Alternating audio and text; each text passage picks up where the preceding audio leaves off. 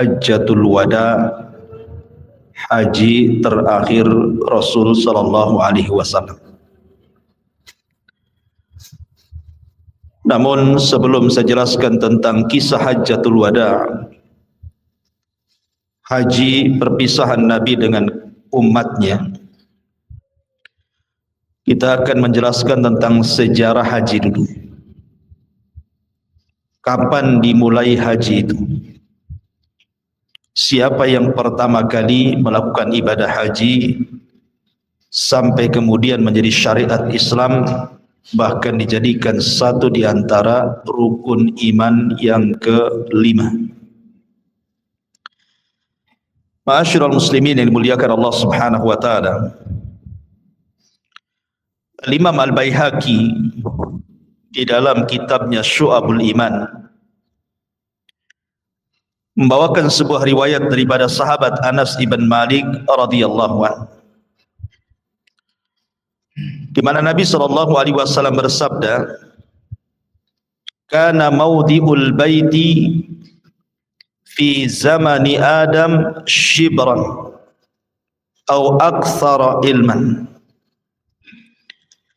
fakanatil malaikatu tahujjuhu qabla Adam, fastaqbalathul malaikatu faqalu ya Adam min aina ji'ta, faqala hajjajtul baita, faqalu qad hajjathul malaikatu qablak." Kata Nabi sallallahu alaihi wasallam berdasarkan riwayat Al-Imam Al-Baihaqi dalam kitabnya Syu'abul Iman dari Anas ibn Malik radhiyallahu anhu, dahulu Baitullah Al-Haram atau dikenal dengan Ka'bah hari ini itu hanya tumpukan tanah setinggi satu jengkal dan berwarna merah. Lah para malaikat mereka haji di situ. Maksudnya tawaf di situ sebelum Adam alaihi salatu wassalam.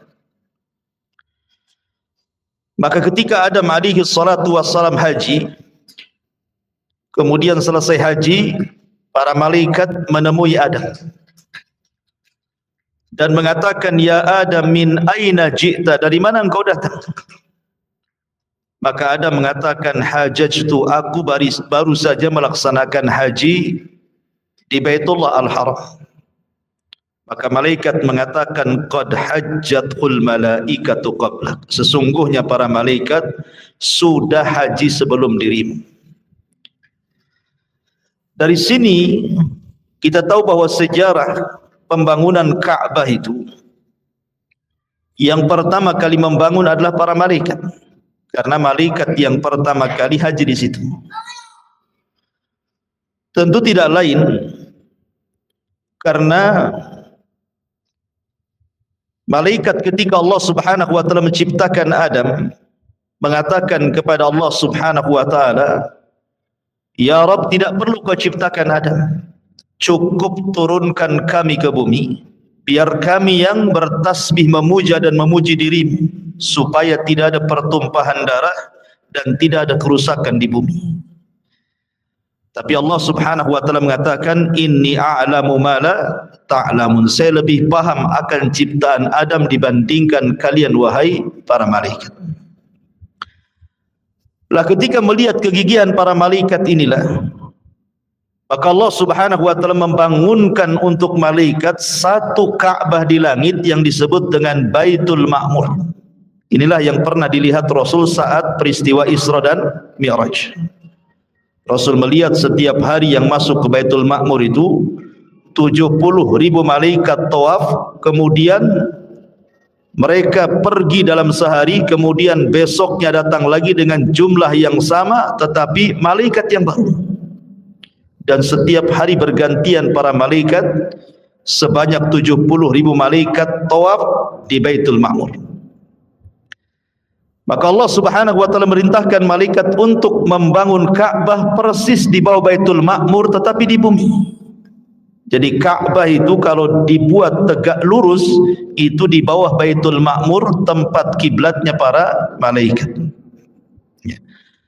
Ma'asyiral muslimin yang dimuliakan Allah Subhanahu wa taala. Lah ketika Allah Subhanahu wa taala turunkan Adam dan Hawa karena sebuah dosa syahwat, terkena waswas iblis untuk memakan buah larangan, akhirnya Adam pun kemudian memakan buah larangan, dan Allah Subhanahu wa taala firmankan dalam Al-Qur'an, "Qul nahbitu minha jami'ah." Keluarlah kalian, turunlah kalian semuanya wahai Adam, Hawa dan iblis ke bumi. Fa imma ya'tiyannakum minni hudan. Kalau aku turunkan petunjukku, kata Allah, faman tabi'a hudaya fala khaufun 'alaihim wa lahum yahzanun. Maka siapapun yang mengikuti petunjukku, kata Allah, maka mereka tidak akan takut dan tidak akan bersedih hati. Dalam riwayat bahwa Adam kemudian diturunkan di sebuah tempat namanya Sri Lanka di India sana. Kemudian Hawa diturunkan di Jeddah. Kemudian akhirnya Adam dan Hawa pun saling mencari. Dan ketika dekat sudah hampir berjumpa, dalam bahasa Arab disebut Muzdalifah. Akhirnya kemudian berjumpalah keduanya di tanah yang disebut dengan Arafah. Makanya Arafah disebut Arafah karena diambil dari di mana Adam mengenal Hawa dan Hawa mengenal Adam. Bahasa Arabnya itu araf, mengetahui. Maka tempat itu sampai hari ini kemudian disebut Padang Arafah. Lah ketika Adam alaihi salatu wasallam dan Hawa berjumpa di Arafah, maka Allah Subhanahu wa taala ajarkan satu kalimat agar Adam mengucapkannya dalam bentuk tobat kepada Allah Subhanahu wa taala. Kalimat itu adalah Rabbana zalamna anfusana wa illam taghfir lana wa tarhamna lanakunanna minal khasirin. Ya Rabb, sesungguhnya kami telah mendolimi diri-diri kami. Kalau engkau tidak mengampuni dosa kami dan tidak merahmati kami, tentu kami termasuk orang yang merugi. Ketika keduanya mengucap kalimat ini, maka Allah katakan, fatalaqqa adamu mir rabbihi kalimatin fataba alaihi innahu huwat tawwabur rahim. Ketika Adam mengucapkan kalimat yang diajarkan Allah ini, maka Allah pun kemudian menerima taubatnya, dan Allah adalah Tawwab, zat yang maha penerima taubat dan juga zat yang maha pengasih. Setelah kemudian Adam alaihi salatu wasallam tidak memiliki dosa, maka Adam kemudian bertolak dari Arafah ke mana? Menuju ke Baitullah Al-Haram. Maka disinilah kemudian Adam alaihi salatu wassalam diperintahkan Allah untuk melakukan ibadah haji. Dari sini menunjukkan bahwa Baitullah adalah bumi yang pertama kali Allah diibadahi di situ. Belum ada satu dunia ini tempat yang Allah diibadahi pertama kali oleh manusia kecuali di Ka'bah itu. Disitulah Adam alaihi salatu wassalam dan istrinya tawaf, kemudian beribadah kepada Allah Subhanahu wa taala sampai memiliki anak keturunan dan wafat di situ. Saya akan menyebutkan beberapa pendapat para ulama. Pertama, disebutkan oleh Al-Imam Al-Mawardi. Al-Imam Al-Mawardi ini seorang fuqaha Syafi'i. Jadi ulamanya, ahli fikihnya dari madhab Syafi'i, mengatakan bahwa menukilkan pendapat Abdullah ibn Abbas radhiyallahu anhu annahu qala, bahwa dia mengatakan, lamma ahbatallahu ta'ala Adam minal jannah ilal ardi, ketika Allah Subhanahu wa taala turunkan Adam dari surga ke bumi, qala lahu, maka Allah berfirman kepada Adam, ya Adam, idhhab fabni li baitan watuf bihi. Wahai Adam, buatkan untukku satu rumah ibadah, kata Allah, dan setelah kau buat, tawaflah kau di situ. Wadhkurni, dan ingatlah diriku di sana. Kama ra'aital malaikata tasna'u haula arsy, sebagaimana engkau melihat para malaikat melakukan ibadah di sekitar arsy. Maka dari sini bahwa manusia yang pertama kali membangun Ka'bah adalah Adam. Kalau dari kalangan malaikat ya tentu para malaikat kan itu. Kemudian juga disebutkan oleh Al-Imam Al-Mas'udi rahimahullahu ta'ala dalam kitabnya Kitabu Akhbariz Zaman, anna Syith ibn Adam, bahwasanya Nabi Syith putra Adam alaihi salatu wassalam. Nabi Syith ini adalah seorang nabi, nabi kedua setelah Adam sebelum Idris, namanya Syith ibnu Adam alaihi salatu wassalam. Umira bi bina'il baiti, dia diperintahkan untuk membangun al-bait, baitullah. Fabanahu huwa wa waladuhu bil hijarah, maka dia pun membangun dan putranya dengan cara menumpukan batu-batu di atasnya. Wa umira bil haji wal umrah, maka Syith diperintahkan untuk melaksanakan haji dan umrah. Fakana awal man i'tamar, maka dialah orang yang pertama kali melakukan umrah di permukaan bumi. Jadi kalau yang pertama kali haji adalah Adam alaihi salatu wassalam, dan yang pertama kali umrah siapa? Nabi Allah Syith alaihi salatu wassalam. Ma'asyiral muslimin yang dimuliakan Allah subhanahu wa ta'ala, semua para nabi pernah haji ke Baitullah Al-Haram, kecuali beberapa nabi karena kesibukan mereka menghadapi kaumnya. Dan itu disebutkan dalam beberapa riwayat,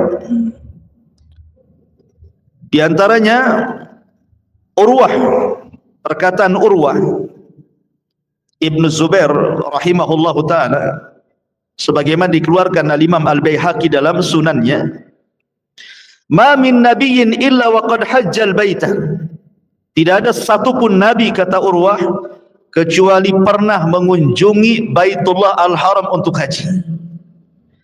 Illa ma kana min Hud wa Saleh, kecuali dua nabi, Nabi Allah Hud dan Nabi Allah Saleh.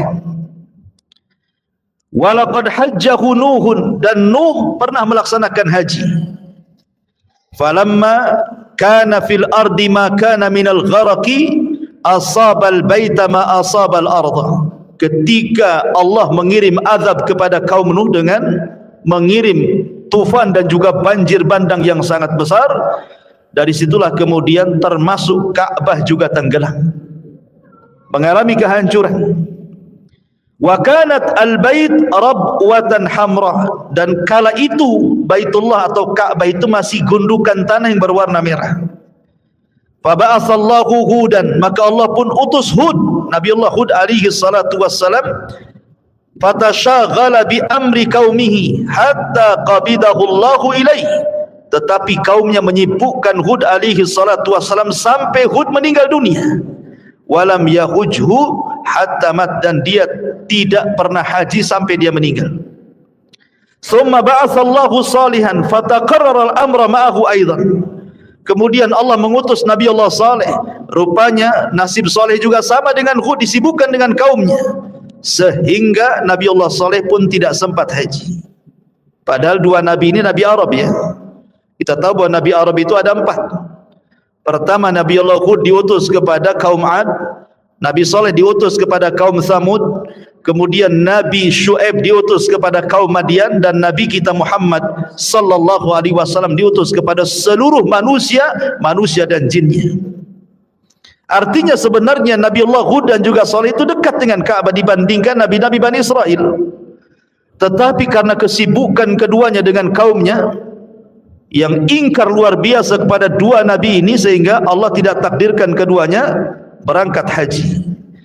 Falamma bawwa li Ibrahim makanal baiti hajjahu falam yabqa nabiyyun ba'dahu illa hajjah. Ketika kemudian Allah Subhanahu wa taala memerintahkan Ibrahim untuk membangun Ka'bah, maka tidak ada lagi satupun nabi kecuali pernah haji ke Baitullah Al-Haram dan ditutup dengan kenabian Nabi kita Muhammad sallallahu alaihi wasallam.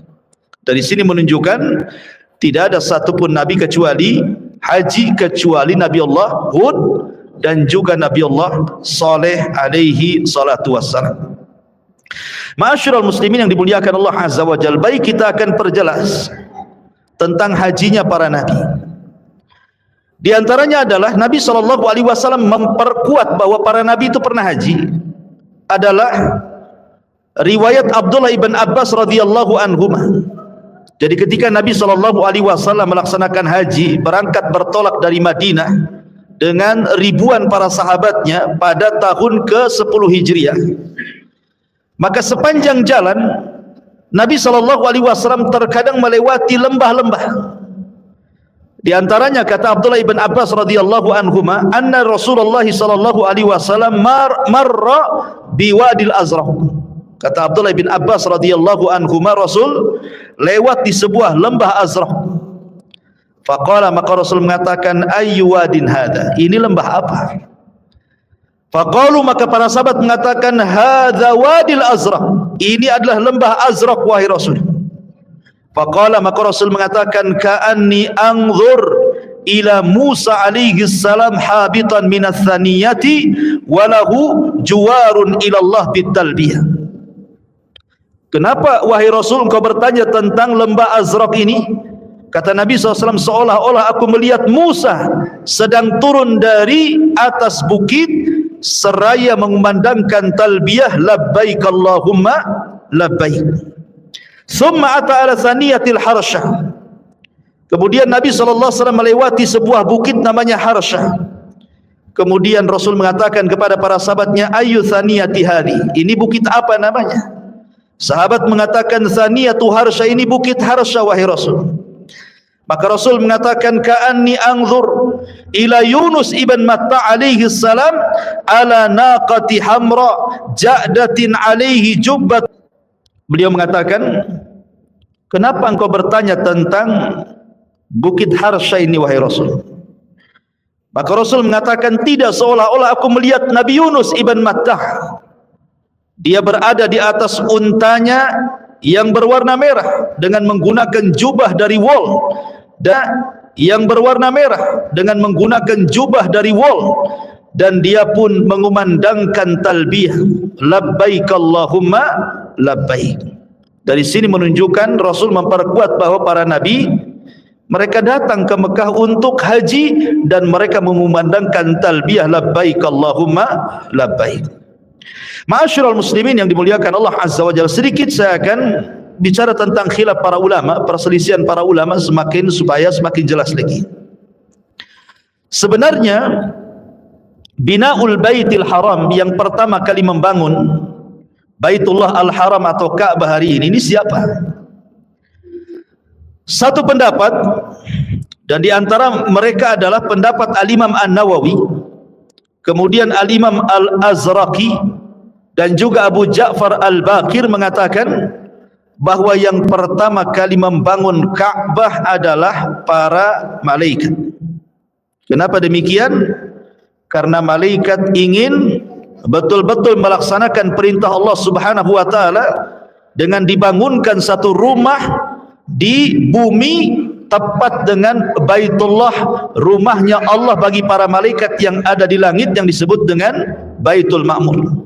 Ini satu pendapat. Coba anak-anak itu ya, fokus ini, ditenangkan anak-anak itu. Kemudian yang kedua, pendapat Al-Imam Atha rahimahullahu ta'ala, pendapat Imam Atha rahimahullahu ta'ala mengatakan bahwa yang pertama kali membangun Al-Bait, maksudnya Al-Ka'bah Baitullah Al-Haram, adalah Nabi Allah Adam alaihi salatu wassalam.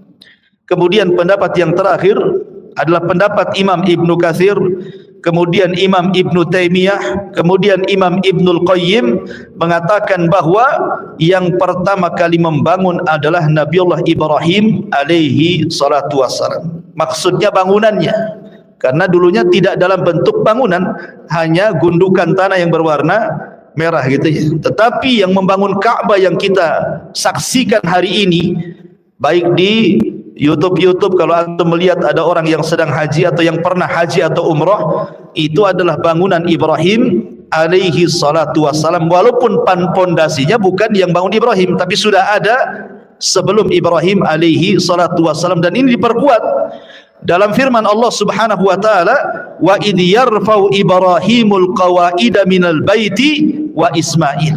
Dan ingatlah ketika Ibrahim meninggikan bangunan-bangunan Baitullah dan juga putranya Ismail. Ma'asyiral muslimin yang dimuliakan Allah Subhanahu wa taala. Kemudian saya akan ulas sedikit tentang para nabi yang pernah haji ke Baitullah Al-Haram. Ada 5 nabi saya akan sebutkan. Pertama, Nabi Allah Adam alaihi salatu wassalam.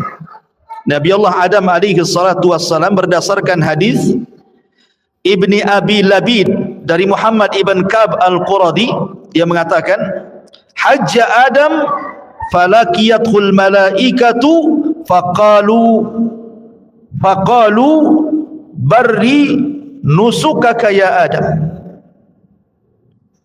Nabi Adam alaihi salatu wasalam haji, kemudian berjumpa dengan para malaikat. Maka malaikat mengatakan, perbaiki manasik hajimu hai Adam. Dari sini menunjukkan bahwa Adam haji. Kemudian yang kedua, Nuh alaihi salatu wasalam, berdasarkan hadis Urwah ibn Zubair yang tadi saya katakan, walaqad hajjahu Nuh, dan sungguh Nuh juga pernah haji. Dan itu dikeluarkan oleh Imam Baihaqi dalam sunannya. Kemudian yang ketiga, haji Ibrahim alaihi salatu wasalam bahkan setiap tahun.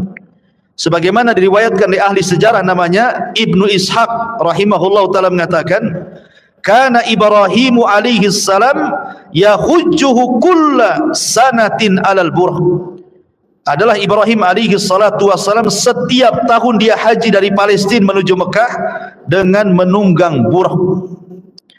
Kemudian yang keempat, Nabi Musa alaihi salatu wasalam berdasarkan riwayat yang dikeluarkan Imam At-Tabrani dalam Mu'jamul Kabir dari Abdullah ibn Abbas radhiyallahu anhuma, ketika Nabi sallallahu alaihi wasallam salat di Masjid Al-Khaif, dia melihat ada sab'una nabiyan. Dia salat bersama 70 nabi, di antara mereka adalah Nabi Musa. Kemudian Nabi SAW mengatakan, seolah-olah aku melihat Musa alaihi salatu wassalam. Kemudian dalam riwayat yang tadi saya sebutkan, juga seolah-olah Musa turun dari ketinggian kemudian bertalbiyah mengucapkan labbaik Allahumma labbaik. Dan yang kelima, hajinya Isa bin Maryam kapan? Ketika nanti turun di akhir zaman.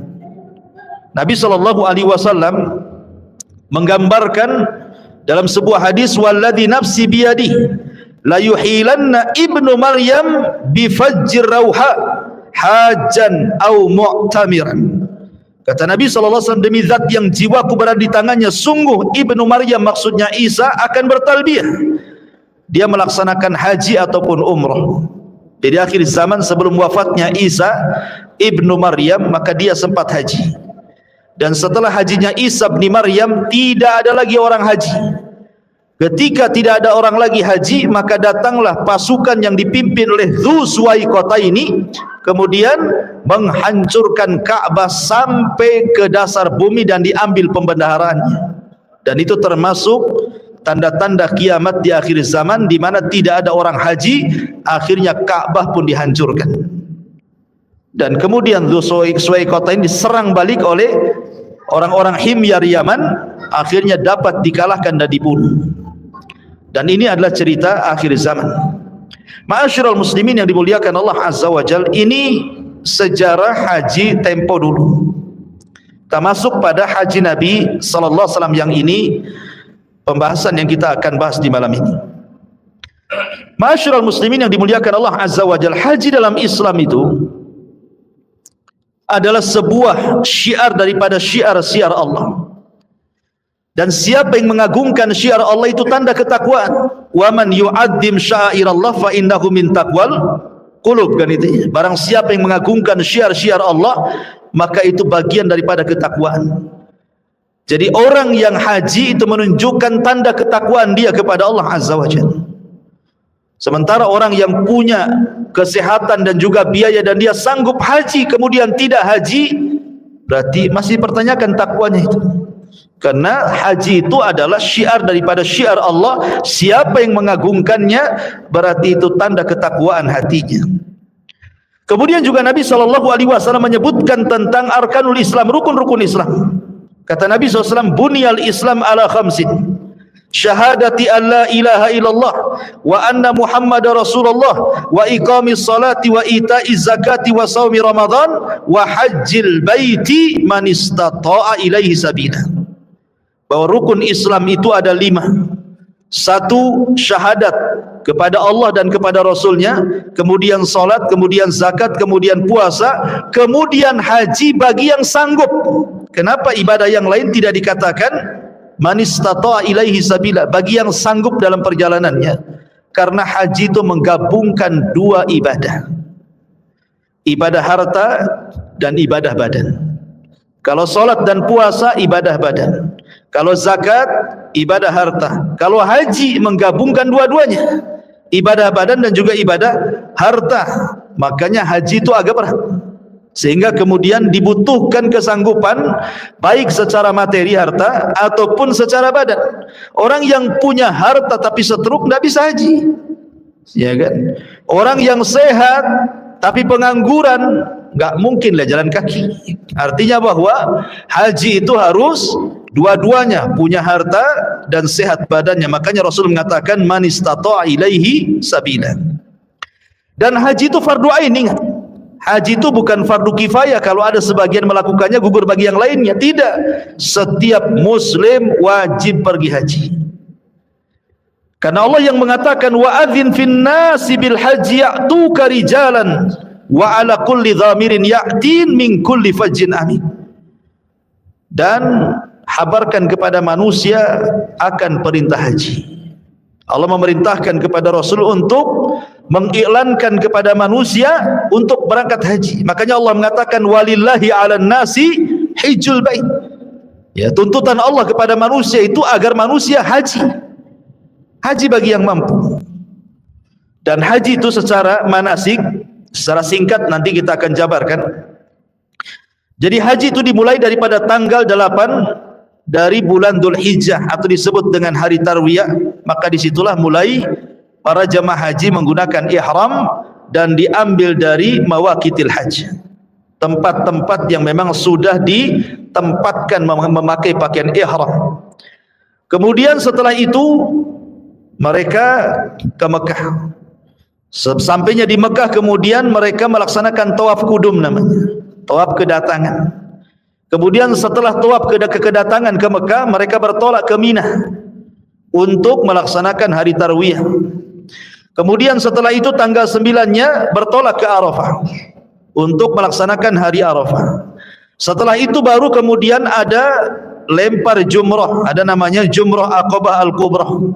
Dan itu 3 kali 3 tempat kan, jumrah besar, jumrah tengah dan jumrah kecil gitu ya.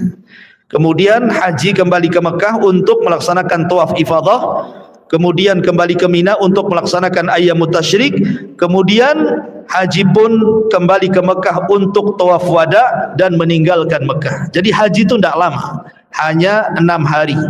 Dimulai tanggal 8, 9, 10, 11, 12 dan 13. Terkadang tanggal 12 sudah pulang 5 hari. Terkadang menyempurnakan sampai tanggal 13, berarti 6 hari. Ada yang 6 hari, ada yang 5 hari. Lalu kenapa kok bisa sampai lama di Mekah Ustaz? Sampai 1 bulan? Lebihnya jalan-jalan.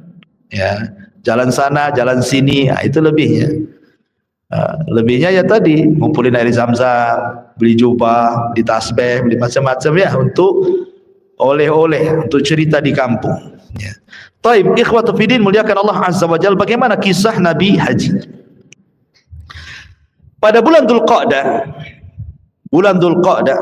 kita tahu kota Madinah sangat sibuk sekali. Apalagi setelah penaklukan Islam dan kabilah-kabilah Arab dan berakhir dengan penaklukan kota Mekah. Artinya Madinah dan Mekah itu sudah jadi negeri Islam dan juga kabilah-kabilah di sekitarnya. Lah Nabi SAW itu pernah akan umrah tapi dihalang-halangi. Tapi kemudian berhasil umrah, yang 1 dihalang-halangi dan yang 3 berhasil. Jadi Rasul itu umrah 4 kali, yang 1 tidak berhasil tapi niatnya dianggap umrah. Berarti umrahnya 4 kali. Lah Nabi SAW pada tahun ke-10 Hijriah itu berkeinginan untuk haji. Dia rindu untuk melaksanakan haji, dan itulah haji pertama Rasul dan haji terakhir Rasul. Artinya ibadah haji yang dilakukan Rasul itu seumur hidup Rasul cuma satu kali. Beda dengan solat berkali-kali, beda dengan puasa berkali-kali. Tetapi haji satu kali maknanya apa? Kalau terjadi perselisihan dalam solat wajar. Rasul solatnya berkali-kali, yang melihat para sahabat pun bukan satu tetapi ratusan para sahabat, sehingga banyak khilaf dalam masalah solat. Ada yang kadang solatnya di sini gitu, ada yang di dada gitu ya, ada yang irsal begini, ada yang goyang-goyang, ada yang enggak kan gitu ya. Biasalah solat, khilaf dalam solat itu biasa, karena Rasul melaksanakan solat bukan sekali tapi berkali-kali. Sahabat yang melihat pun bukan satu sahabat tapi banyak para sahabat, sehingga sahabat satu dengan yang lain melihat sesuai versi mereka melihat Rasul solat. Wajar solat berselisih. Tapi kalau haji berselisih ini tidak wajar. Kenapa demikian? Karena Nabi SAW sepanjang hidupnya cuman melaksanakan satu kali haji. Kalau seandainya berbeda dalam haji, mau beda dengan yang mana? Rasul cuma satu kali hajinya, nggak mungkin beda ya, karena satu kali hajinya. Jadi kalau seandainya ada yang berbeda dalam haji, berarti alternatifnya cuma dua, yang satu sesuai dengan sunnah Nabi, yang satu menyelisih sunnah Nabi, karena hajinya satu kali, sehingga tidak akan ada perbedaan ya. Kalau sekarang pamannya kita dengar orang-orang Syiah di Iran, mereka mempunyai tempat haji sendiri di Karbala, Irak. Ini sudah menyelisih sunnah. Masa haji ke Karbala, Irak? Haji ke Baitullah Al-Haram lah, ke Mekah ya. Itu sudah menyelisih sunnah Nabi. Atau contohnya orang-orang kampung itu ya, yang sudah selamatan mau haji, rupanya visa tak keluar. Malu dengan orang kampung, akhirnya nginep di Jakarta 1 bulan, nunggu jemaah haji pulang, tawafnya di Monas gitu ya, kemudian sa'inya Jabotabek kan gitu ya, kemudian beli jubahnya di Tanah Abang, pulang pula jadi haji Tanah Abang gitu ya. Itu kan tidak bisa juga. Haji ya sudah jelas tempatnya di Mekah sana. Ya kalau nggak dapat haji karena bermasalah visanya atau karena apa-apa, ya bilang saja sama orang kampung apa masalahnya. Karena niat haji kalau nggak kesampaian, niatnya saja sudah berpahala haji itu. Innamal a'malu binniyat. Amal itu ditentukan niatnya. Kenapa kemudian mesti bingung? Mesti malu kan itu ya. Ma'asyiral muslimin yang dimuliakan Allah Azza wa Jalla. Kembali, jadi pada tanggal 10, pada tahun ke-10 Hijriah, maka Nabi SAW berpesan kepada seluruh kaum muslimin, baik yang ada di Madinah atau di kabilah-kabilah sekitarnya, agar diumumkan Nabi SAW akan bertolak dari Madinah ke Mekah pada hari Sabtu tanggal 26 Zulqa'dah tahun 10 Hijriah. Maka manusia berkumpul. Maka tepat pada hari Sabtu siang waktu zuhur tanggal 26 Zulqa'dah tahun 10 Hijriah, Rasul pun sholat zuhur tanpa dijamah, tanpa dikosor, maksudnya 4 rakaat, karena belum safar, masih berada di Madinah, belum ada syariat kosor kan. Jadi kalau antum mau safar masih di Batam, jangan dikosor ya, kecuali kalau sudah sampai di Tanjung Pinang baru dikosor. Jadi di sini Nabi SAW melaksanakan zuhur 4 rakaat. Kemudian setelah itu Nabi SAW bertolak dengan ribuan para sahabat, baik yang bertolak dari Madinah sama-sama ataupun yang berjumpa di jalan kemudian bergabung. Bayangkan ma'asyiral muslimin, berapa jumlah waktu itu. Sampai-sampai para sahabat Rasul menceritakan ketika Rasul berkhutbah saja pada Hajjatul Wada itu, yang haji bersama Rasul itu sekitar 124.000. Itu yang hadir saat Hajjatul Wada itu. Artinya Islam itu sangat berkembang dalam tempo sesingkat-singkatnya. Dalam 23 tahun Rasul berdakwah, 13 tahun di Mekah dan 10 tahun di kota Madinah. Bayangkan ketika haji, nampak tuh umat Islam di hadapan Rasul 124.000 di hadapan Nabi SAW yang ikut bergabung dalam haji itu. Ma'asyiral muslimin yang dimuliakan Allah Subhanahu wa taala, maka pada tanggal 25 Dzulqa'dah masih tahun ke-10 Hijriah, maka Nabi SAW dan kaum muslimin menghadapkan wajah kendaraan mereka ke arah Masjidil Haram dan mulai bertolak dan mengarahkan wajah mereka ke Masjidil Haram, ke Mekah Al-Mukarramah. Lah ketika kemudian tiba di sebuah tempat namanya Al-Baida, Rasul sampai di sebuah tempat namanya Al-Baida dengan pakaian yang sama, ya, kendaraan yang sama, kemudian kepala-kepala yang terbuka di bawah sengatan matahari. Mereka mengenakan sarung dan juga rida, artinya sudah pakai kain ihram tuh. Ya. Maka Nabi SAW mulai bertalbiyah. Labbaik Allahumma labbaik, labbaik la syarika laka labbaik, innal hamda wan ni'mata laka wal mulk la syarika lak. Aku penuhi panggilanmu ya Rabb. Ya Allah, aku penuhi panggilanmu. Aku penuhi panggilanmu. Tidak ada sekutu bagimu. Sesungguhnya pujian dan kenikmatan itu hanya milik dirimu ya Rabb. Begitu juga kerajaan, tidak ada sekutu bagimu ya Rabb. Lah 6 mil, jarak 6 mil dari Mekah itu, tepatnya di Saraf, namanya tempat namanya Saraf itu. Maka Nabi SAW mengumumkan kepada para sahabatnya, siapa yang tidak membawa hewan hadyu untuk dikurbankan, maka sebaiknya digabung antara umrah dengan haji. Tetapi yang kadang sudah membawa hewan hadyu, maka tidak bisa lagi, artinya harus haji saja tanpa umrah. Kan haji itu kan macam-macam, ya. Ada haji yang disebut dengan haji farad, ya, haji saja, ya. Kemudian ada haji yang menggabungkan dengan haji dan umrah. Maka Nabi SAW, dan itu sebaik-baik haji.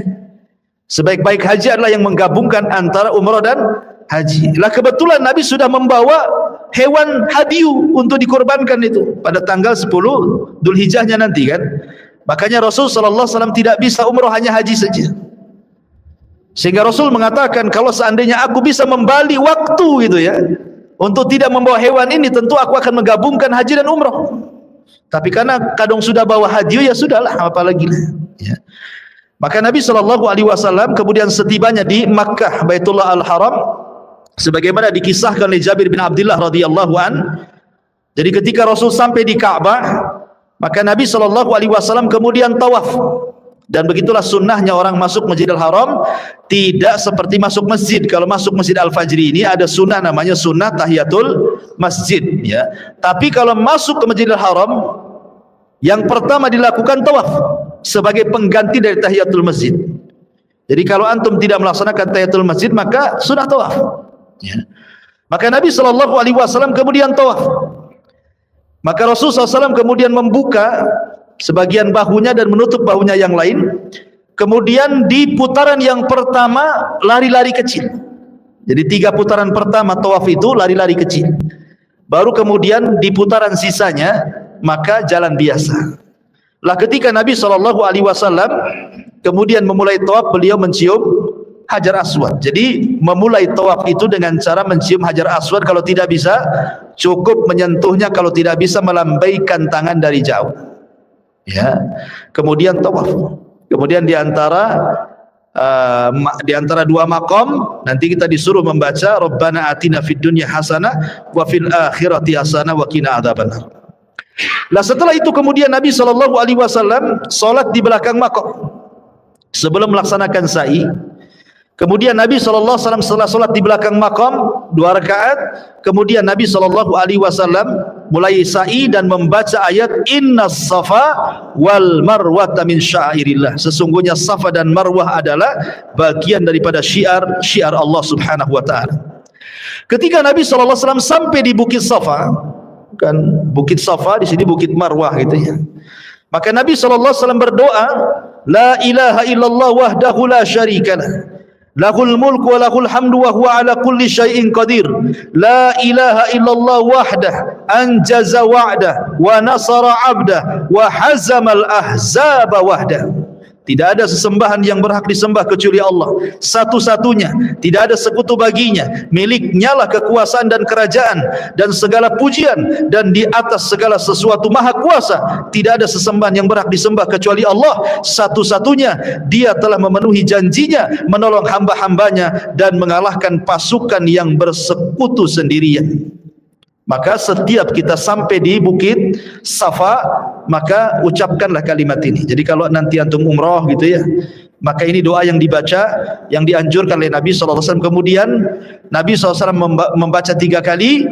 Setelah itu kemudian turun menuju Marwah, hingga ketika sampai di sebuah lembah, perut lembah. Sekarang sudah nggak ada lagi perut lembah, tetapi di tengah-tengah Safa dan Marwah sekarang dibuat cahaya di situ, ya, warna hijau. Jadi kalau sudah sampai di situ lari-lari kecil, sampai di sini lari-larinya nanti jalan lagi biasa, gitu ya. Nanti baliknya gitu lagi, kalau sudah sampai lampu hijau lari-lari kecil lagi, kemudian sampai akhir nanti jalan biasa. Nah, begitu ketika sa'i, ya, yang dilakukan Nabi SAW. Akhirnya kemudian Nabi mengatakan, bagi yang tidak membawa hadiu, artinya dia boleh langsung tahallul, mencukur rambutnya dan melepas pakaian ihramnya, menunggu tanggal 8 Dzulhijjah untuk haji.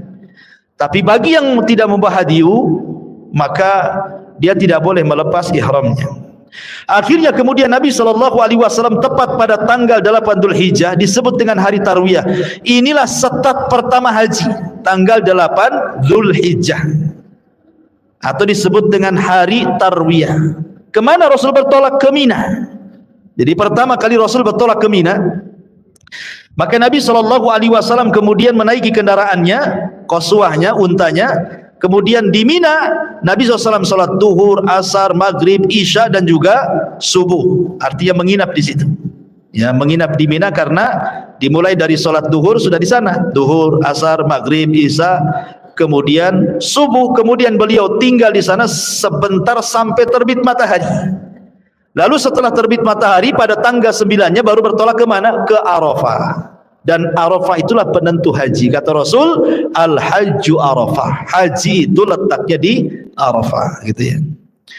Lah setelah kemudian Nabi SAW di Arafah, kemudian beliau mendapati sebuah kubah yang sudah dibuatkan oleh para sahabat di sebuah tempat namanya Namirah, ya, sebuah desa dekat Arafah.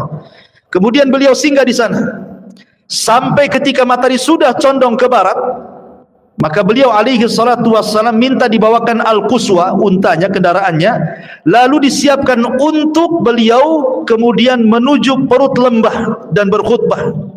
Ini yang disebut dengan khutbah Arafah namanya. Khutbah Arafah. Makanya kalau orang sedang wukuf, nanti banyak ada orang yang sedang ceramah itu ya. Maka Nabi SAW berkhutbah. Inilah yang kemudian dikenal khutbah Hajjatil Wada. Khutbah perpisahan Nabi SAW yang syarat dengan pelajaran. Di situ terkandung tauhid, di situ terkandung akhlak, di situ terkandung ibadah. Pokoknya dalam khutbah ini betul-betul, karena waktu singkat, tentu Nabi SAW tidak memilih tema sembarangan. Nabi akan memilih tema-tema penting dalam khutbah ini karena waktunya singkat. Ya. Dan itu dibukukan khutbah Nabi SAW. Apa saja yang dikhutbahkan Nabi SAW. Setelah Nabi SAW membacakan pujian bagi Allah, alhamdulillah, nahmaduhu wa nasta'inuhu wa nastaghfiruh wa natubu ilaihi wa na'udzu billahi min syururi anfusina wa min sayyiati a'malina. Man yahdihillah fala mudhillalah wa man yudlil fala hadiyalah. Asyhadu an la ilaha illallah wahdahu rabbil la syarikalah wa anna Muhammadan abduhu wa rasuluh. Kemudian Rasul mengatakan, usikum ibadallah bitaqwallah wa ahussukum ala ta'atihi wastaftih billadhi huwa khair. Amma ba'du. Kata Nabi SAW setelah membaca pujian-pujian bagi Allah, kemudian salawat atas dirinya, kata Rasulullah, aku wasiatkan wahai hamba-hamba Allah agar berpegang dengan takwa, dan aku sarankan kepada kalian untuk di atas ketaatan, dan bukalah setiap hari dengan kebaikan. Kemudian kata Nabi SAW, ayyuhan nas isma'u minni wa'qilu fa inni la adri la'alli la alqakum ba'da ami hadza fi mauqifi hadza abada. Kata Nabi SAW, wahai manusia, dengarkan ucapanku, tolong pegang. Karena boleh jadi, kata Nabi SAW, setelah aku berdiri di sini, boleh jadi ini tahun terakhir kalian berjumpa dengan aku. Boleh jadi ini tempat terakhir kalian berjumpa dengan aku. Maknanya seolah-olah Nabi SAW akan berpisah dengan para sahabatnya. Maka sebab inilah hajinya disebut Hajjatul Wada, haji perpisahan. Karena Rasul SAW menyampaikan sebuah perpisahan di sini. Kata Nabi SAW, boleh jadi ini terakhir aku berjumpa dengan kalian di tempat berdiriku ini. Oleh karena itulah dengarkan wahai manusia khutbahku. Kemudian kata Nabi SAW, ayyuhan nas, wahai manusia, inna dima'akum wa amwalakum wa a'radakum alaikum haramun ila an talqaw rabbakum ka hurmati yaumikum hadha fi syahrikum hadha fi baladikum hadha innakum satalqawna rabbakum fas'alukum an a'malikum wa qad balagtum. Kata Nabi SAW, ingatlah darah-darah kalian, harta-harta kalian, kehormatan kalian haram, tidak boleh ditumpahkan. Sampai kalian menghadap Rabb kalian seperti haramnya hari ini, seperti sucinya hari ini, maksudnya hari Arafah. Seperti sucinya bulan ini, maksudnya bulan Dzulhijjah. Seperti sucinya negeri ini, maksudnya negeri Mekah. Dan kalian akan berjumpa dengan Rabb kalian, dan Rabb kalian akan bertanya soal amalan kalian, dan katakanlah aku sudah menyampaikan semuanya kepada kalian. Rasul mengingatkan 3 perkara yang sangat penting: soal darah, soal harta, dan soal kehormatan. Ingat, soal darah ini masalah penting. Rasul pertama kali menyampaikan soal pembunuhan darah, ya. Karena bagaimanapun ikhwatu fiddin yang dimuliakan Allah Azza wa Jal, ketika Umar ibn Khattab radhiyallahu an bertanya kepada Hudzaifah soal fitnah yang akan datang kepada manusia bagaikan ombak yang tidak berhenti, dan itu sampai kiamat fitnah ini akan terjadi. Maksud Umar itu adalah fitnah pembunuhan antar sesama muslim. Kata Hudzaifah mengatakan, tidak, selama kau hidup wahai Umar, fitnah tidak akan terjadi. Tapi setelah kematianmu fitnah itu akan terjadi. Makanya setelah Umar bin Khattab betul-betul terjadi fitnah perang saudara, di mana yang pertama kali yang menjadi korban siapa? Khalifah Utsman ibn Affan. Dibunuh dan dibantai secara sadis oleh siapa? Kelompok Sabaiyah, orang-orang Khawarij. Orang-orang yang mereka ketika membunuh Utsman bin Affan radhiyallahu an memegang mushaf di kepalanya. Jadi mereka mengalungkan mushaf. Saat membunuh Utsman dia mengatakan, inna hadza amara bihadza, ya, an yadriba bihadza kullaman la yu'minu bihadza, katanya. Sesungguhnya ini maksudnya Al-Quran memerintahkan aku untuk membunuhmu karena engkau tidak beriman dengan Al-Quran. Kurang ajar dia ngomong sama Utsman begitu. Kemudian dibantainya Utsman. Padahal Utsman itu orang yang pertama kali menghatamkan Al-Quran dalam 1 rakaat witir. Coba bayangkan, tidak ada sahabat yang pernah melakukan dalam 1 rakaat witir menghatamkan Quran kecuali Utsman bin Affan radhiyallahu anhu. Makanya dikenal dengan bacaan Qurannya. Dibilang sama Khawarij bahwa Utsman tidak beriman dengan Quran sehingga harus dibunuh berdasarkan Quran. Ya kan? Ini pertama kali pembunuhan. Baru setelah itu terjadi perang antara Muawiyah dengan Ali, antara pasukan Aisyah, Zubair dan juga Tolha melawan pasukan Ali yang disebut dengan perang Jamal. Kemudian setelah itu antara Muawiyah dan Ali disebut perang Siffin. Kemudian setelah itu perang antara Khawarij, antara Ali dan Khawarij yang disebut dengan perang Nahrawan. Kemudian terus peperangan ini akan terjadi, bahkan pembunuhan sesama muslim akan terjadi setiap zaman, apalagi hari ini. Persis yang disabdakan Rasul, orang yang membunuh tidak tahu alasan kenapa dia membunuh, dan orang yang dibunuh lebih bingung kenapa bisa dibunuh. Ya, stres orang sekarang bunuh-bunuhan itu. Gara-gara parkir bunuh-bunuhan, kan itu ya. Gara-gara hutang 200.000 bunuh gitu. Gara-gara rebutan waris bunuh, tersinggung sedikit bunuh. Udah main bunuh aja sekarang ini. Ya. Kemudian istri sakit hati suami selingkuh bunuh. Hati-hati antum. Ya. Masyarul muslimin yang dimuliakan Allah Azza wa Jalla. Jadi sekarang ini mudah sekali pembunuhan ini. Makanya diingatkan oleh Nabi SAW soal urusan darah. Karena urusan darah ini luar biasa dalam Islam ini. Ya.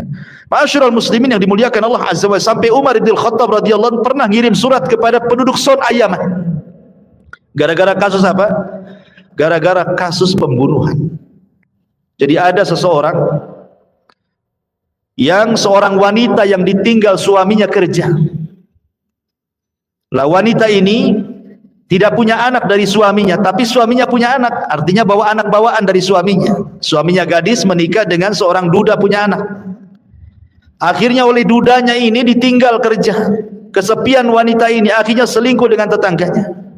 Ketika selingkuh ketahuan sama anak bawaannya, akhirnya merencanakan untuk dibunuh anak bawaannya ini, dan betul-betul dibunuh. Dia, kemudian juga selingkuhannya, kemudian orang bayarannya dan pembantunya, 4 orang berserikat membunuh anak bawaannya ini. Akhirnya kemudian jasadnya dilempar ke sungai. Kemudian wanita ini pura-pura, padahal dia yang membunuh, pura-pura pula dia kehilangan anaknya. Nah begitulah orang yang menutupi kesalahan kan, pura-pura bukan dia yang bunuh. Akhirnya sampailah kasus ini kepada Khalifah Son'a, Gubernur Son'a yang ditempatkan Umar di situ. Kemudian akhirnya ketahuan sumur tempat pelemparan jasad anaknya. Dia setelah diselidiki, kemudian semua tertangkap pelakunya. Mulai dari wanita itu, kemudian selingkuhannya, kemudian laki-laki bayarannya untuk membunuh, termasuk pembantunya. Dan dikisos 4-4-nya. Kemudian Umar marah dan mengirim surat kepada penduduk Son'a. Kalau kalian penduduk Son'a bersyirikat untuk membunuh orang itu, anak kecil itu, kalian kubunuh semuanya. Bayangkan ya.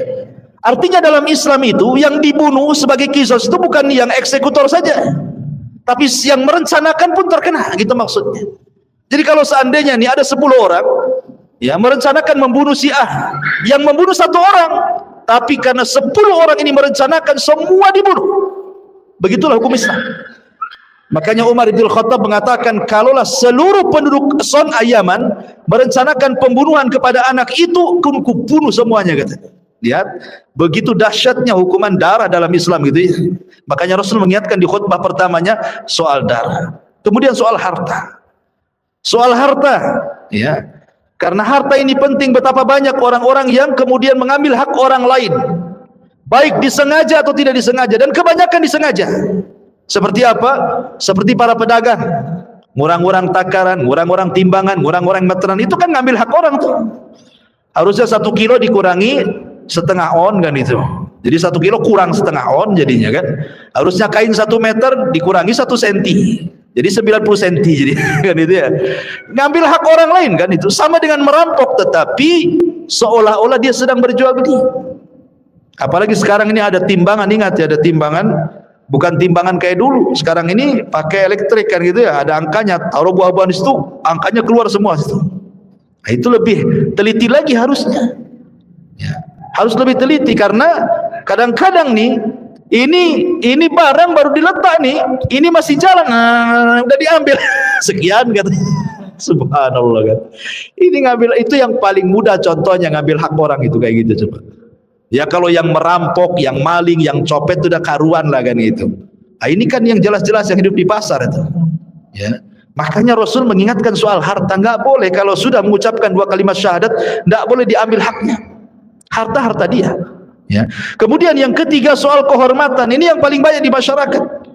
Ya, orang yang menggibah saudaranya, mencaci maki saudaranya, merendahkan, menghina, takabur dan begitu seterusnya. Ini 3 perkara ini banyak di masyarakat. Makanya Rasul ingatkan 3 perkara di awal khutbahnya.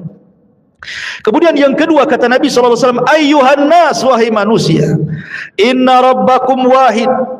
Ala la fadla li arabiyyin ala ajamiyyin wala li ajamiyyin ala arabiyyin wala li ahmar ala aswad wala li aswad ala al ahmar illa bi taqwallah inna akramakum indallahi atqakum. Wahai manusia, Rabb kalian itu satu. Kita ini punya satu Tuhan, tidak perlu cari-cari Tuhan yang lain. Tuhan kita satu Allah. Bapak kita juga satu, namanya Adam. Kita semua dari Adam. Tuhan kita satu, sehingga jangan dibeda-bedakan, mau anda orang Arab, mau anda non-Arab, mau anda berkulit merah, mau anda berkulit hitam, mau anda berkulit putih, tidak ada beda kata Rasul. Yang membedakan kalian hanyalah taqwallahi azza wa jalla.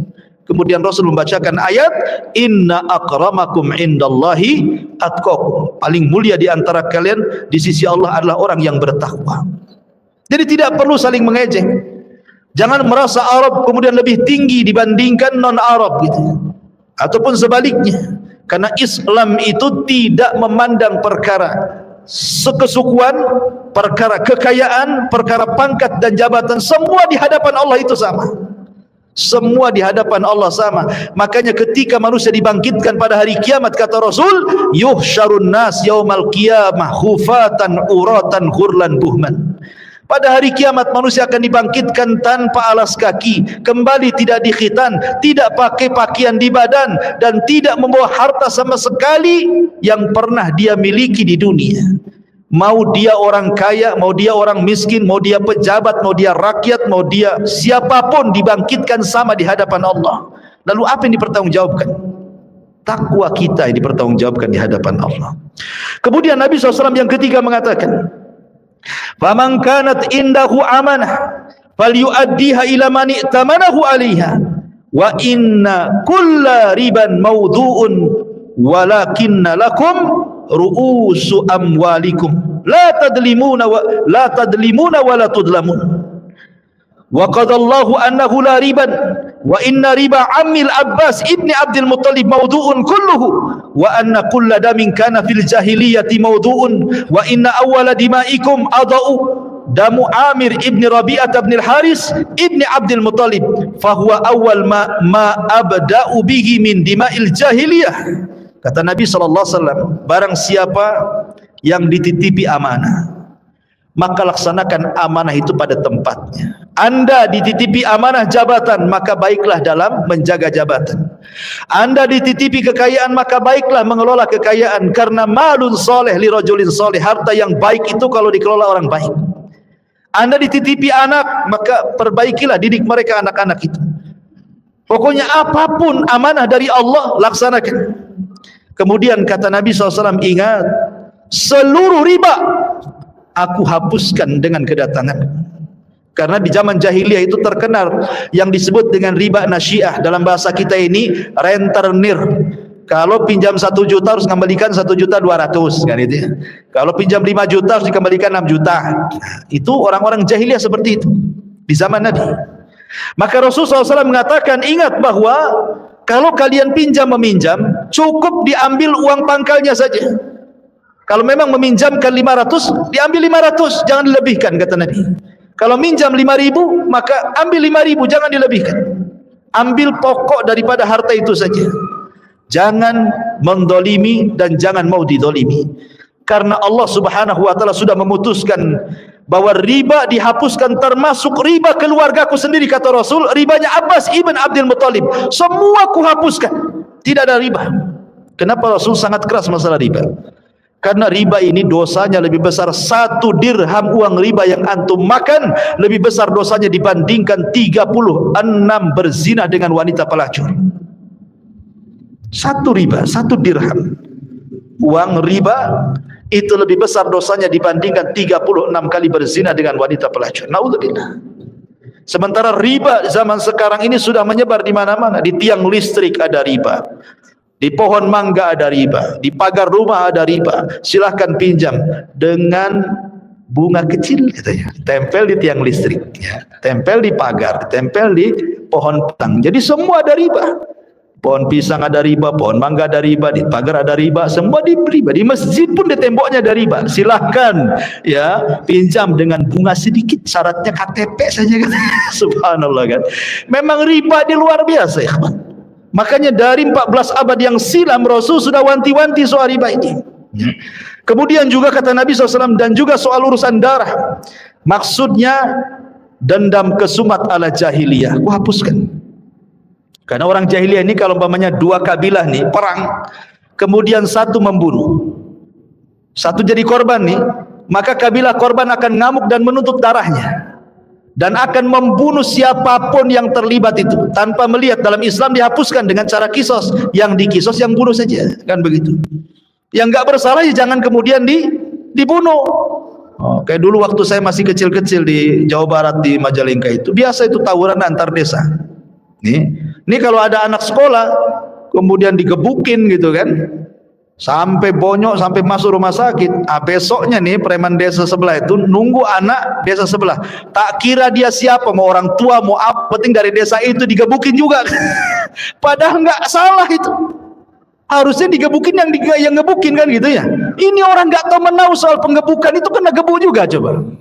Lah di sini Islam menghapuskan soal dendam kesumat. Kata Nabi SAW, maka yang pertama kali kuhapuskan adalah darahnya Amir ibnu Rabi'ah ibnu Haris ibnu Abdul Muttalib.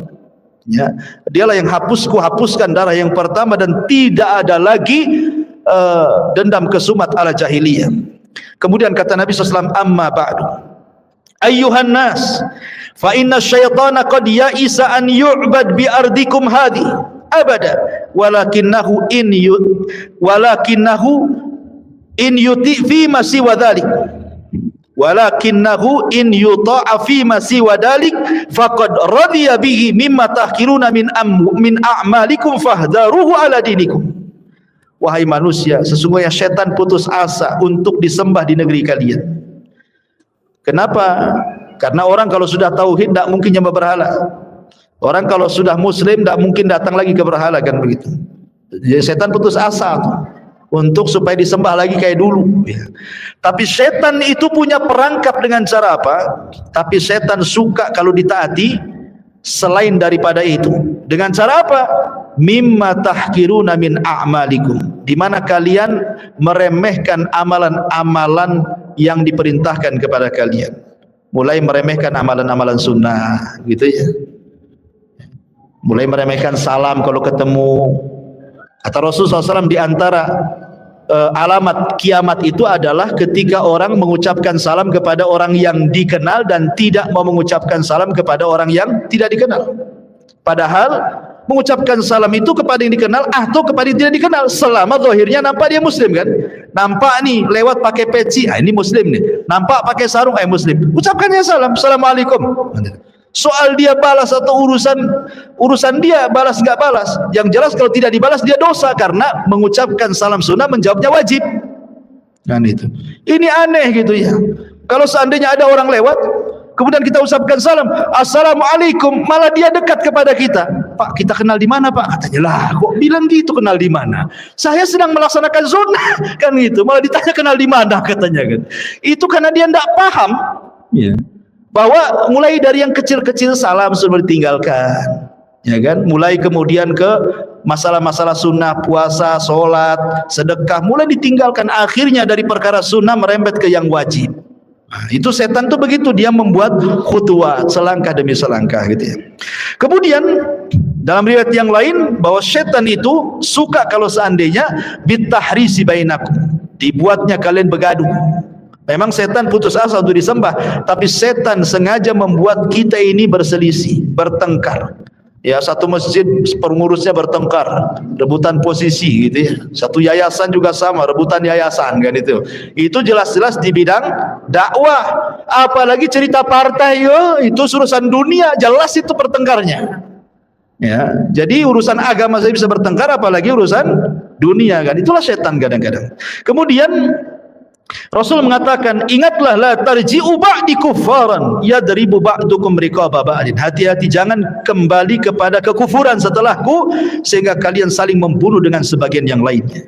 Kemudian kata Rasul, ya ayuhan nas, wahai manusia, inna zamana qad istadara ka hayati yauma khalaqas samawati wal ardh. Kemudian Rasul membacakan, inna iddatasy syuhuri indallahi 12 syahran fi kitabillah ila akhiril ayah, sampai kepada minha arba'atun hurum, salasatun mutawaliyatun dzulqa'dah wa dzulhijjah wal muharram war rajabul mudhar bainal jumadi wa sya'ban. Kata Nabi SAW, ingatlah bahwa zaman itu berputar. Ketika Allah menciptakan langit dan bumi, bilangan bulan itu 12. Dari 12 bulan itu ada 4 bulan yang disebut bulan suci. Kemudian Rasul menyebutnya, yang pertama Dzulqa'dah, kedua Dzulhijjah, ketiga Muharram, dan yang keempat bulan Rajab, di antara bulan Sya'ban dan bulan Jumadil akhir. Taib. Kemudian Nabi mengatakan, amma ba'du ayyuhan nas. Mulai Rasul mengingatkan soal keluarga. Ingat, Nabi mulai mengingatkan soal keluarga. Kenapa? Karena ingat bahwa terbentuknya masyarakat yang baik itu dimulai dari keluarga yang baik. Kalau keluarga baik, insya Allah masyarakatnya baik. Tapi kalau keluarga tidak baik, masyarakatnya tidak akan baik. Karena masyarakat itu muncul dari keluarga. Bangsa yang baik itu kalau masyarakatnya baik, dan masyarakat yang baik kalau keluarganya baik. Maka Rasul mulai dari yang kecil, karena keluarga itu miniatur negara masalahnya. Apa kata Nabi SAW? Ayyuhan nas, inna linisaikum alaikum haqqa walakum alaihinna haq. Ingat, masing-masing kalian punya hak, wahai suami istri. Istri punya tuntutan kepada kalian, kalian pun suami punya tuntutan kepada istri. Apa tuntutannya? Kemudian Rasul mengatakan, lakum alaihinna alla yuti'na furushakum ghairakum wa la yudkhilanna ahadan takrahunahu buyutakum wa la ya'tina bifahishatin fa in fa'alna fa innallaha qad adina lakum an tahjuruhunna fil madaji wa tadribuhunna darban ghaira mubarrihin fa in intahayna falahunna rizquhunna wa kiswatuhunna bil ma'ruf wastawsu binisa'i khaira fa innahunna indakum awanun la yamlikuna li anfusihim syai'a wa innakum innama akhadtumuhunna bi amanatillah wastahlaltum furujahunna bi kalimatillah fa'kilu. Ya, kata Nabi SAW, ingatlah hak kalian kepada wanita-wanita kalian. Jangan sampai kemudian mereka, para wanita itu, para istri-istri itu, memasukkan orang yang tidak disukai suami. Siapapun tidak boleh, mau laki-laki mau perempuan, jangan dimasukkan ke rumah kalau tanpa izin suami. Karena kebanyakan istri-istri zaman sekarang ini kan, suami pergi kerja dari pagi, dia tahu pulang sore kan gitu ya. Oh, hura-hura tuh sama tetangganya, masak-masak ini itu, pulang udah habis semua bumbunya. Gitu. Jadi harus izin dulu. Ini yang jelas-jelas tidak ada hubungan dengan selingkuh, apalagi memasukkan laki-laki ke dalam. Karena di zaman sekarang ini pasar itu makin dekat. Sekarang main COD saja. Jangan masukkan orang-orang yang sedang ngantar barang itu kecuali di depan pintu saja. Ya.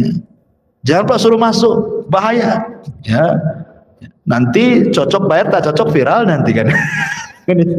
Nggak bisa, kalau nggak ada suami ya cukup di pintu saja.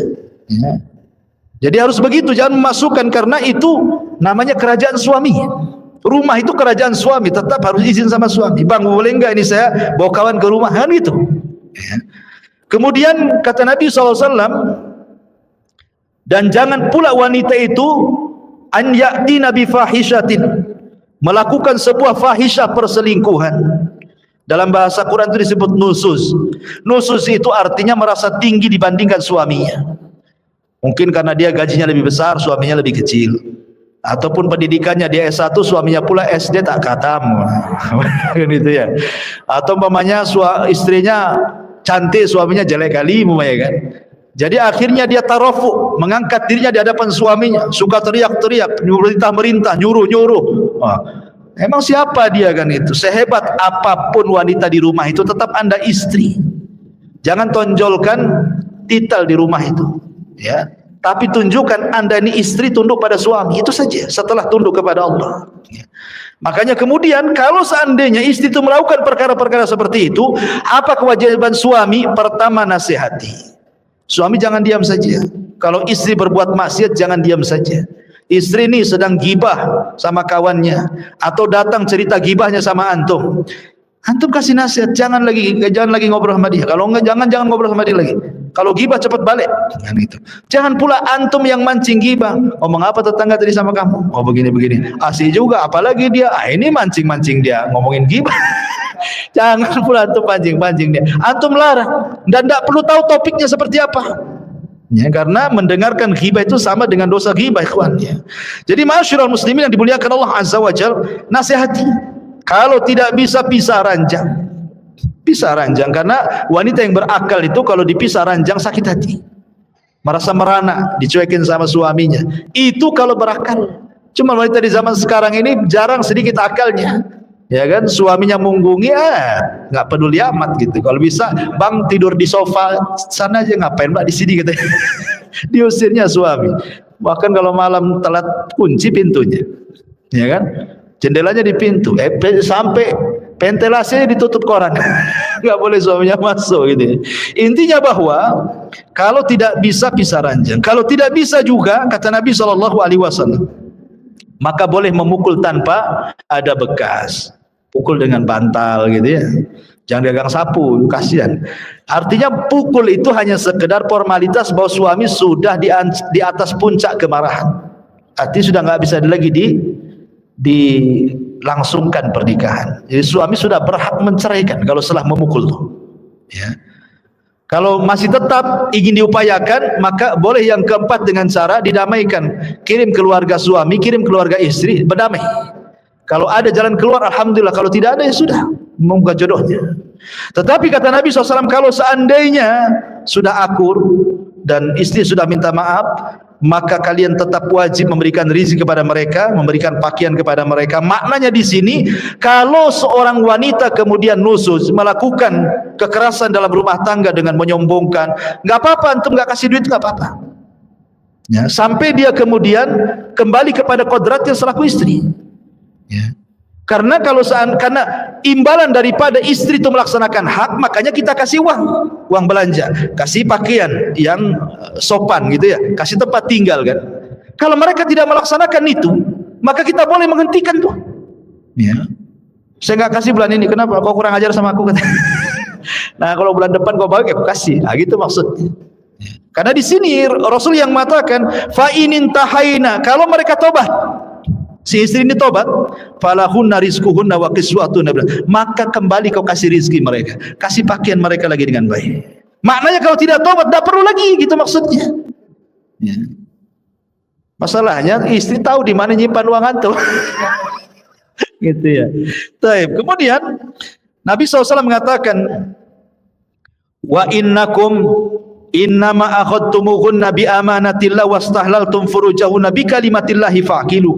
Engkau mengambil istri kalian itu dengan amanah dari Allah, dan kau halalkan kemaluan istri itu dengan kalimat-kalimat yang Allah ajarkan kepada kita. Artinya jangan sampai mengambil anak orang yang dulunya di rumah dia punya kamar yang bagus, dikasih makan yang layak oleh bapaknya, disekolahkan yang layak, tiba-tiba antum ambil dipindah ke rumah antum, makan mie goreng hari-hari kan itu. Padahal di rumahnya macam-macam makanan. Ya, pakaian pun tidak dibelikan, bakhil antum sama dia. Enggak layak minum, enggak layak makan, enggak layak pakaian, enggak layak. Jangan seperti itu maksudnya. Antum ngambil dia, antum tidak membesarkan dia. Apa antum besarkan istri antum dari orok sampai dia dewasa? Tidak, yang membesarkan orang tuanya. Sampai disekolahkan sama orang tuanya. Tiba-tiba antum ambil, antum hinakan dia, kan kurang ajar antum namanya. Gitu maksudnya ya.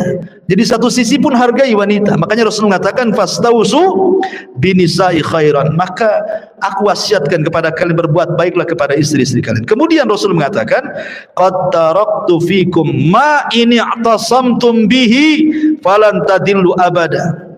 Kitab Allah was sunnati. Aku tinggalkan kepada kalian dua perkara. Kalau kalian berpegang, kalian tidak akan sesat selamanya, Al-Quran dan juga sunnah. Kemudian yang terakhir kata Rasul, ayyuhan nas kuli, ayyuhan nas, wahai manusia, innamal mu'minuna ikhwah, seorang mukmin dengan mukmin yang lain bersaudara. Fala yahillu limri'in malu akhihi illa anti binafsi, tidak boleh mengambil harta saudaranya muslim kecuali atas kerelaannya. Ya, hal ballagtu Allahumma syahad, bukankah aku sudah sampaikan ini wasiat kepada kalian? Maka sahabat mengatakan, tentu wahai Rasul. Maka Rasul mengisyaratkan jarinya, ya Allah saksikan aku sudah menyampaikan semuanya. Aku sudah menyampaikan semuanya. Maka setelah Nabi SAW berkhutbah di Padang Arafah, kemudian Rasul menuju tempat wukuf dan membiarkan perut untanya menyentuh pasir, sementara gunung Musyah di hadapan beliau. Beliau tetap dalam keadaan wukuf hingga terbenam matahari. Setelah itu beliau membonceng Usama dan bertolak. Kepala beliau menunduk sampai menyentuh punggung Quswa. Beliau berkata kepada jamaah haji, perlahan-lahan wahai manusia. Lah sesampainya di Muzdalifah, kemudian beliau salat maghrib, kemudian isya dengan 1 kali azan dan 2 kali qomat, tanpa mengerjakan salat selain itu. Setelah itu beliau berbaring sampai terbit fajar, lalu salat subuh di Muzdalifah, mabit menginap di Muzdalifah. Kemudian setelah itu beliau menaiki Al-Quswa dan menuju Masy'aril Haram, lalu bertakbir, bertahlil gitu ya. Kemudian beliau tetap dalam keadaan wukuf sampai betul-betul tanah terang. Sebelum matahari terbit beliau berangkat sambil membonceng Al-Fadl ibn Abbas, yang ketika itu datang rombongan perempuan, ya. Fadl ini sempat tergoda dengan wanita-wanita itu, maka Rasul kemudian pipinya diarahkan ke sini, jangan kau lihat gitu. Belok lagi kata Rasul, jangan kau lihat. Jadi sama Rasul setiap melihat perempuan diginikan lagi gitu. Jadi kalau antum bonceng anak gitu ya, anaknya nengok perempuan, antum ini anaknya antum gini kan antum pula yang nengok. Kacau. Jadi maksudnya ya dibiasakan gitu ya. Taib. Jadi ini Fadl ini sama Nabi jangan nengok begitu ya di perjalanan itu. Taib. Kemudian setelah itu Nabi SAW meneruskan sampai selesai manasik haji, dan selesai kemudian berkhutbah, ya, turunlah surah Al-Maidah ayat 3, Al-yauma akmaltu lakum dinakum wa atmamtu alaikum ni'mati wa raditu lakumul Islam madina. Pada hari ini telah kusempurnakan kepada kalian agama kalian, telah kucukupkan kepada kalian nikmatku, dan telah kuridhoi Islam sebagai agama kalian. Menunjukkan Nabi SAW sudah selesai menyampaikan risalahnya dengan sempurna tanpa harus ditambah dan dikurangi. Maka pada waktu nafar sani, ya, Nabi SAW bertolak dari Mina, kemudian singgah di Abtah, kemudian di tenda Bani Kinanah sehari semalam. Setelah itu beliau menuju Baitullah, kemudian melakukan tawaf wada bersama kaum muslimin, kemudian beliau bertolak kembali ke kota Madinah. Itu intinya dari manasik haji Nabi SAW. Adapun hikmah tentang ini tentu ada 4 perkara dari manasik haji Rasul. Yang pertama tentang keagungan Baitullah Al-Haram, bahwa Ka'bah itu tempat yang agung. Kemudian yang kedua, Rasul ingin melembutkan hati supaya bersatu, kaum muslimin itu bersatu, dikumpulkan di satu tempat, ya, kaum muslimin itu bersatu, nampak kekuatannya. Kemudian yang ketiga juga bahwa melaksanakan haji itu adalah warisan daripada Nabi Ibrahim alaihi salatu wassalam. Makanya kita sebut dalam salawat setiap salat, Allahumma salli ala Muhammad wa ala ali Muhammad kama shallaita ala Ibrahim wa ala ali Ibrahim. Kemudian yang terakhir di sini ada i'lan tauhid. Bagaimana tauhid itu dibesarkan dengan menyebut labbaik Allahumma labbaik, labbaik la syarika lak labbaik, innal hamda wan ni'mata laka wal mulk la syarika lak. Menunjukkan talbiyah tentang syiar tauhid yang dikumandangkan baik orang yang umrah ataupun yang haji.